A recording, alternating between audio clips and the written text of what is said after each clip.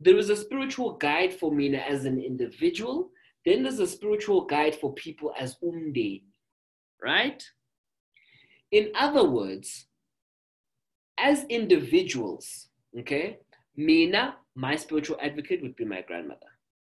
However, my mother's spiritual advocate is her mother, right? Okay.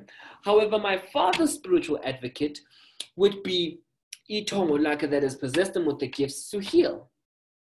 So you see, individually, we have different spiritual advocates, but there's a spiritual advocate for the entire family would be my grandmother.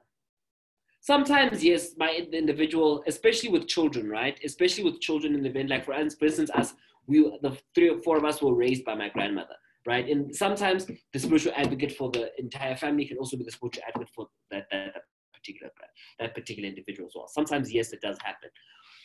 That's why the person of imphepho needs to also know, okay, fine, I'm no longer, I'm not angikhulumeli mina, kodwa ngikhulumela umndeni wonke. Therefore, I cannot speak to my spiritual advocate. I need to speak to the spiritual advocate yomndeni, or I need to speak to the spiritual advocate, the spiritual guide of the family. Does it make sense? So now last week we spoke about the individual. Now we're speaking about the family spiritual guide and the family spiritual advocate.